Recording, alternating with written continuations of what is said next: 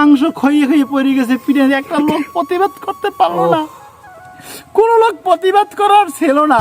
একটা মানুষকে মেরে ফেললো তা আবেগে ঠেলায়। যারা সমন্বয়ক আছেন, আপনারা নাকি দেশের বিবেক স্বাধীন করে আপনি এই ছাত্র একটা ছাত্ররা মারলো, আপনাদের চোখে কি বাজে না? আমার একটু বাঁচান ভাইয়া কইয়া ও আমার লাগে মনে হয় 20-30 সেকেন্ড কথা বলছে, ফোনটা টানিয়ে নিয়ে আমি কি ভাই এই ছেলেটা চিনেন? আমি হ্যাঁ চিনি। তা আপনি কোথায়? আমি তো ভাই দেশে। আপনি ওরা চিনেন কীভাবে? আমি কি ভাই ও তো পাগল। কী হয়েছে? আমি জিজ্ঞেস কী হয়েছে? ভাই ও মোবাইল নিয়ে আসছে, ও মোবাইল চুরি করছে। আমি ভাই ও 5 বছর ধরে পাগল, 4-5 বছর ধরে পাগল, ও তো ভাই মেনটেন। আপনার কাছে নাকি 7টা মোবাইল দিয়েছে। আমাকে ভাই আমি তো দেশের বাড়ি আর হলে মেনটেন। ওটি আমার গালাগালি শুরু করে দিয়েছে, মানে অখাদ্য ভাষা গালাগালি শুরু করছে। আমি আসতে এখন আমি চিন্তা করলাম বর্তমানে যে সমন্বয়কেরা সব জায়গায় নেতৃত্ব দিচ্ছেন এবং যারা আরও হলের নেতৃত্ব দেয়, বিভিন্ন জায়গায় নেতৃত্ব দেয়, তারাও তো আমার ফোন দিয়ে আমি উপজেলা চেয়ারম্যান বা আওয়ামী লীগের সাবেক, আমি ছাত্রলীগের সেক্রেটারি, সেই যে আমার একটা ঝামেলা পড়তে আমি সে ফোনটা কেটে দিছি।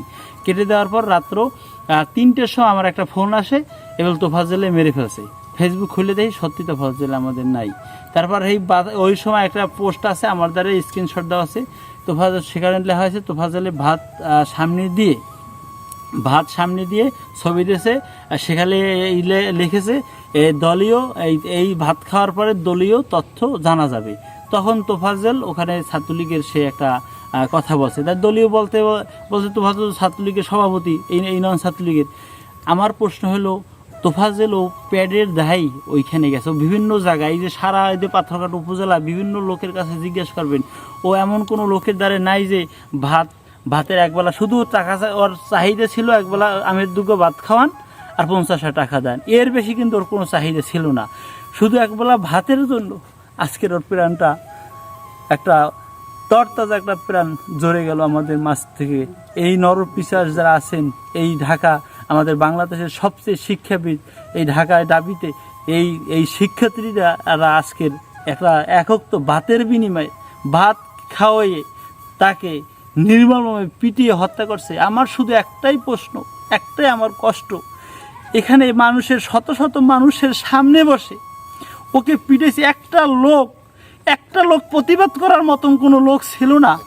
মানুষ এইভাবে পিটে একটা মানুষের সমস্ত, আমি যখন মর্গের রাখা তখন আমি রাত 11টা 11:30 যাই দেখি সমস্ত শরীর থেকে ছিঁড়ে রক্ত বেরিয়ে গেছেন। আপনারা ভিডিওতে দেখছেন সমস্ত এই পিঠ, এইতে পেটে এমন কোনো জায়গা নাই, চুল পরিমাণ জায়গা বাদ নাই, মাংস ঠ্যাং থেকে মাংস খইয়ে খইয়ে পড়ে গেছে পিঠে, একটা লোক প্রতিবাদ করতে পারলো না, কোনো লোক প্রতিবাদ করার ছিল না। আমার শুধু কষ্ট, মানুষ এইভাবে হয় আমি জীবনে দেখি নাই যে মানুষ এইভাবে নরপিশাচ হয়। সাক্ষাৎকার দেখায় আবেগের ঠেলায় পিড়াইছি, আবেগ একটা মানুষকে মেরে ফেললো তা আবেগের ঠেলায়। আমি বর্তমান বাংলাদেশের উপদেষ্টা ডক্টর মোহাম্মদ ইউনূসকে বলবো, স্যার আপনি যারা সমন্বয়ক আছেন, আপনারা নাকি দেশের বিবেক, আপনি দেশের দেশ স্বাধীন করেছেন, আপনি এটা স্বাধীন করে আপনি এই একটা ছাত্ররা মারলো, একটা নির্মম একটা মেনটেন একটা লোকে পাগলকে পিটে হত্যা করলো, আপনাদের চোখে কি বাজে না? আপনাদের মোবাইলে কি আপনারা দেখেন না?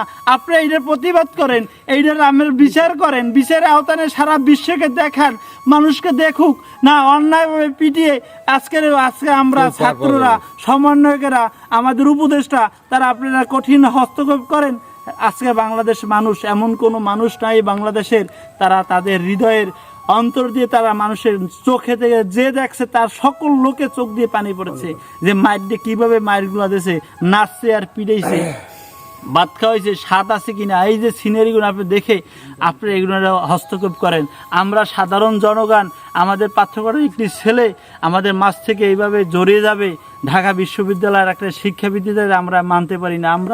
আমরা এই বিচার যদি অতি শীঘ্র বিচার না হয়, আমাদের পাথরঘাট থেকে আন্দোলন আমরা শুরু করব। আমরা দলমত নির্বিশেষে তোফাজ্জলের জন্য আমরা আন্দোলন শুরু করব।